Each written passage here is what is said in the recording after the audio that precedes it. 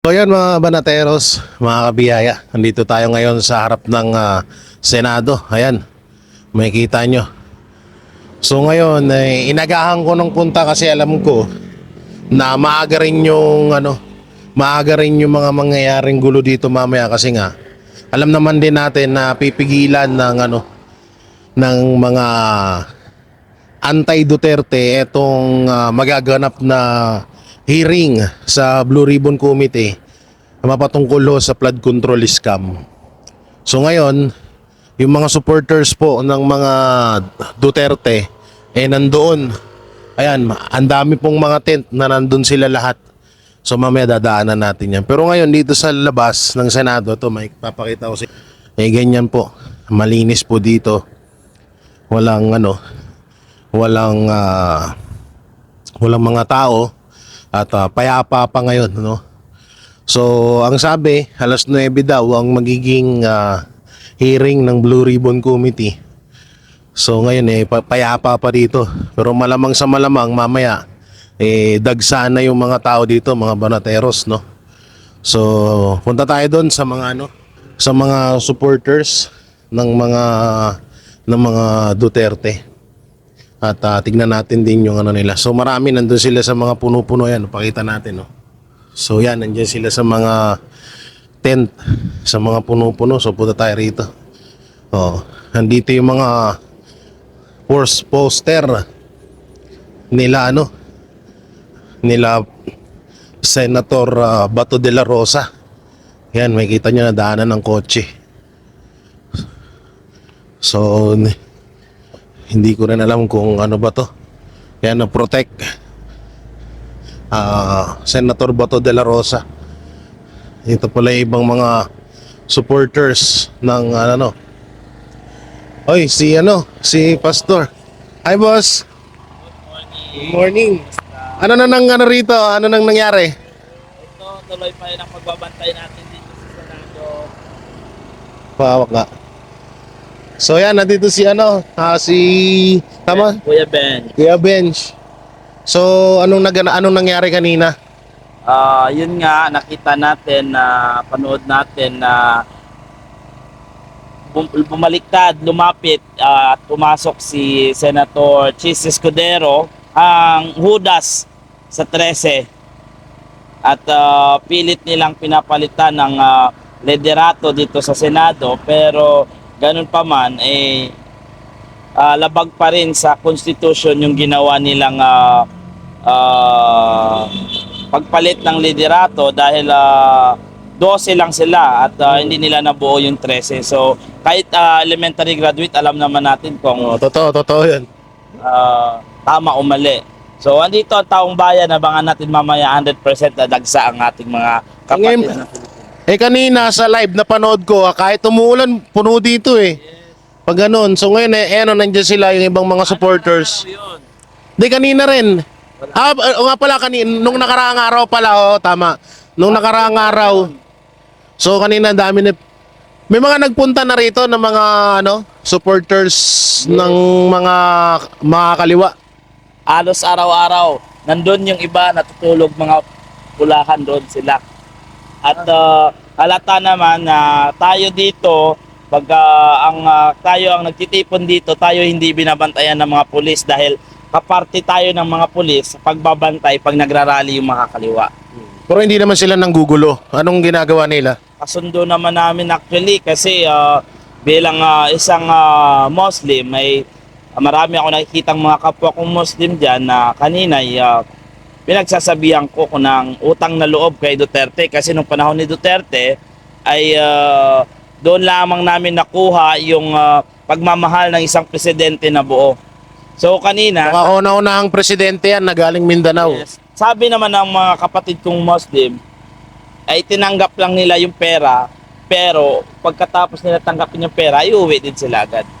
So yan mga banateros, nandiyo yung ibang mga At saka kapatid, may mga lumapit kanina sa amin dito na nagsumbong na pilit siyang sinakay sa sasakyan papunta dyan sa rally na hindi niya gusto at binayaran lang siya 500 pero umiyak sa amin dito, nagsumbong sa amin.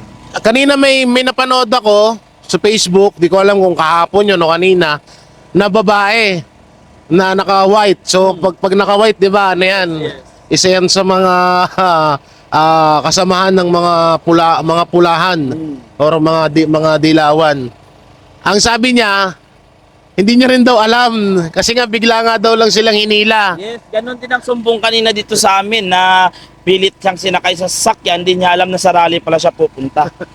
So, alam nyo, mamaya ipopost ko sa Facebook page ko na yung babae nagtataka nga daw bakit inaano daw itong majority, sinusuportahan niya daw itong majority, tapos magugulat daw siya pagdating niya daw dito, tawag dito, kalaban pala ang magiging ganap nila.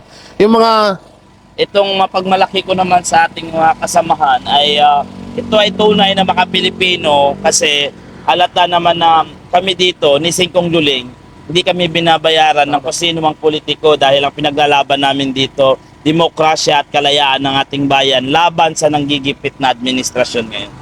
So, ano po yung simula po nung nagkagulo nung 11.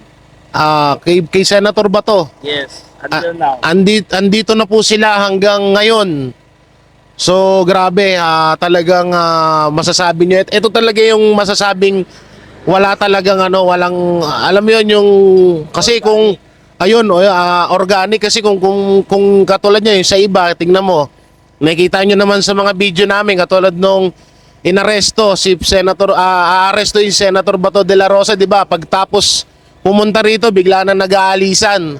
Pero itong Duterte supporters, talagang dito lang, simulat sa pool na nagkakagulo. So ngayon, mamaya magiging handa tayo kasi nga itutuloy ni Senate President Alan Peter Cayetano yung Blue Ribbon hearing. Expected po natin mamaya kapatid, based sa aming pagsusurvey, ay mapupuno natin to mula doon sa Amazing Show hanggang doon sa tulay. Ay, grabe. So, yan, para mapakita natin yung galit at puot ng mga ordinaryong Pilipino na naghihirapan na sa nangyayaring panggigipit ng administrasyong ito.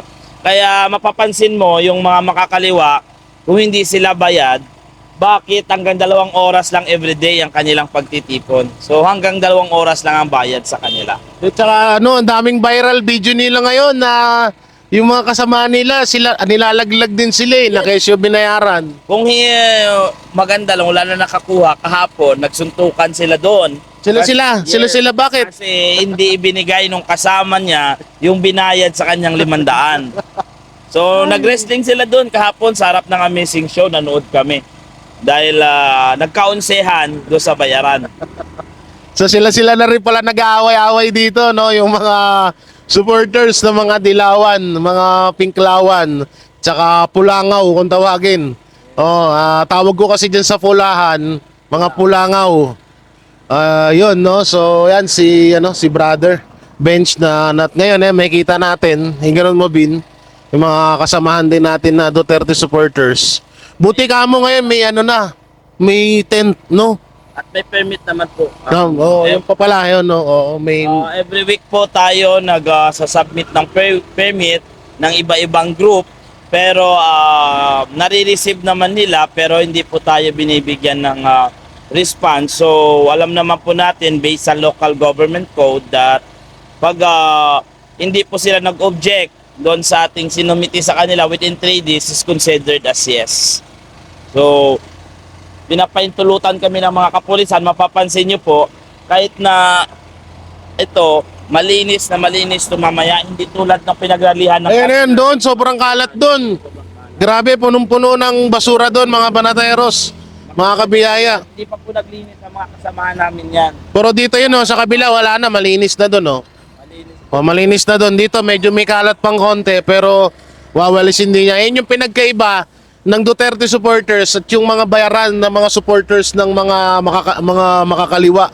Di ba, kung mamaya papakita ko sa inyo kung gaano kadumi doon sa kabila, parang dinaanan ng bagyo. Kahit nga yung mga kapulisan natin, hindi sila marunong magtapon na sarili nilang basura. Kita nyo yung kalat niya sa harapan ng Senado. Diba?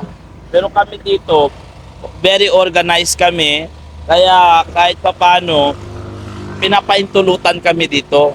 wala kaming minsan sa umaga, mayroong mga diskusyon sa mga kapulisan, kasi may clearing operation.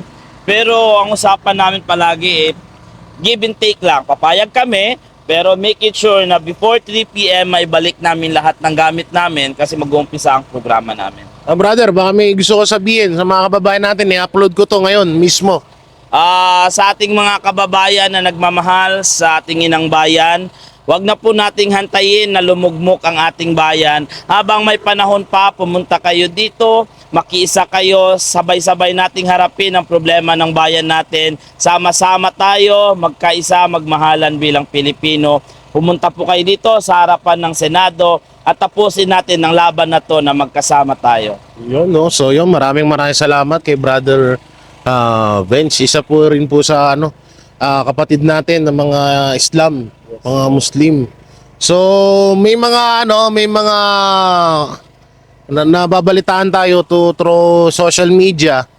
Hindi ko lang alam kung totoo, pero sana nga etong mga kapatid nating ibang mga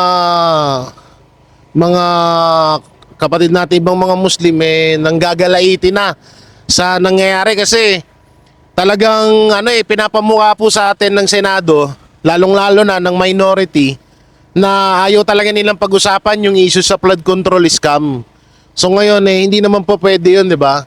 So ang tanging hangarin lang naman ng majority ng kampo ni Senator Alan Peter Cayetano mapag-usapan yung issue sa flood control at mapanagot talaga kung sino yung dapat panagutin. Kasi nung si Senator Soto at Lacson yung mag-boyfriend, magkaibigan na lalaki, talagang iniwasan talaga nila etong etong issue sa flood control scam. Oh. Mga na kayo, nag-almusal, kape, ganun. Wala pa, mamaya pa. Oh, sige. Mayroon tayong initial ngayon na Doon meron yung kape, 'di ba? May initial, meron tayo mamaya, may initial tayong darating na 5 bus 5 bus. Oh, galing Nueva Ecija. yun oh. So talagang yung mga nandun nga, kasi bago kami pumunta rito, hindi pa kami kumakain, galing kami sa bahay.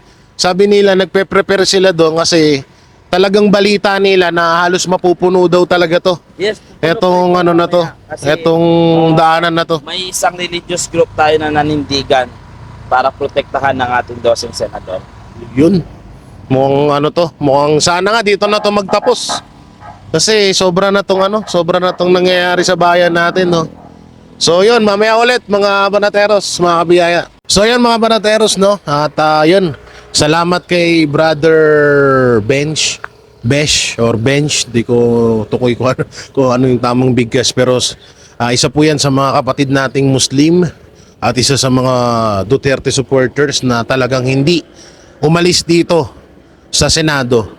So ngayon may nabalitaan po ako na merong grupo or tao na pupunta dito mamaya na talagang hindi inaasahan.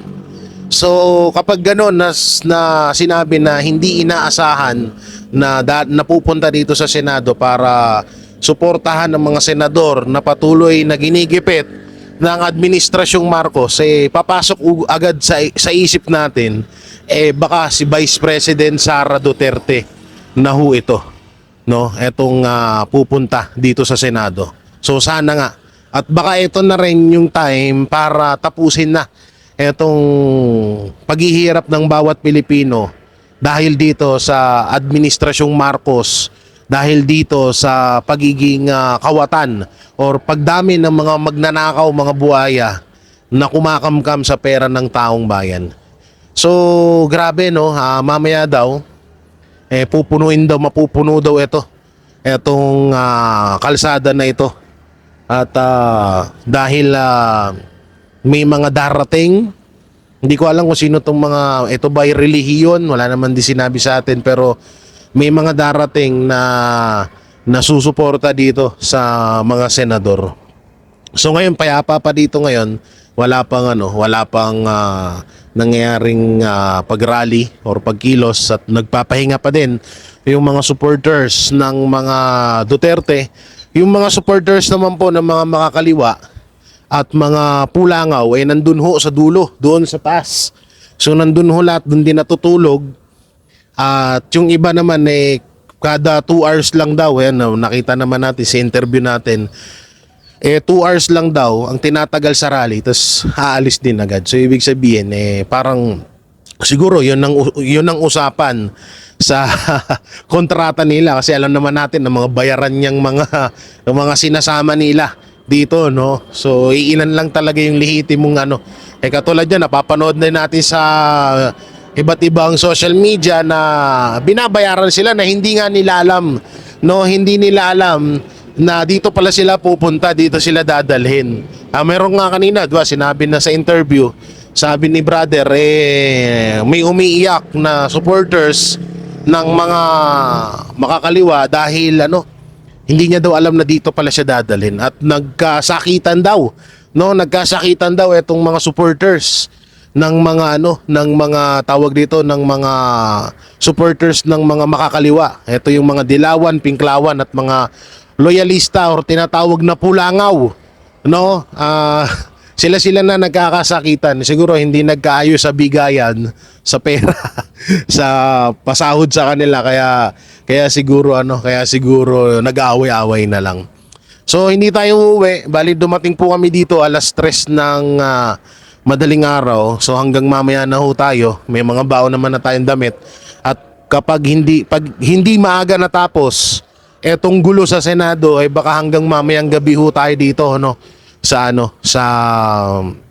dito sa Senado para ma-cover natin etong kaganapan dito. Pero ang tanong, sino ba etong nabalitaan natin na hindi inaasahang dadalo dito at susuporta sa sa mga senador sa kampo ni Senate President Alan Peter Cayetano? So ako, may hula agad ako na baka hindi kaya si Senator Bato de la Rosa, hindi kaya si Vice President Sara Duterte, or hindi kaya ang MILF, or yung mga nagising na kaya yung mga kasundaluhan at susuportahan nila ngayon yung mga senador na na pupunta rito mamaya para imbestigahan na etong matagal na nating inaantay na imbestigahan itong issue sa flood control scam. So mamaya natin yan malalaman, kaya antabay lang po kayo dito sa channel natin para dito na lang ho kayo manood. At kung mas maganda nga, kagaya ng sinabi ni brother, magpunta na rin ho kayo dito, no? Magano na rin kayo dito. Makisama na rin kayo dito. Ang mga Duterte supporters po, po yan, mapayapa naman po yan mag-rally, hindi katulad nung kabila na mapanakit or nananakit, 'di ba? So kami po mapayapa, at yung iba naman din nahatak lang din talaga. At hindi nga nila alam kung ano talaga yung gagawin nila dito. So mga banateros, mamaya abangan niyo yung video natin at sino ba to etong pupunta rito na kilalang personalidad na hindi inaasahan na susuporta sa kampo ni Senator Alan Peter Cayetano. Yan ang banatero, walang inuurungan.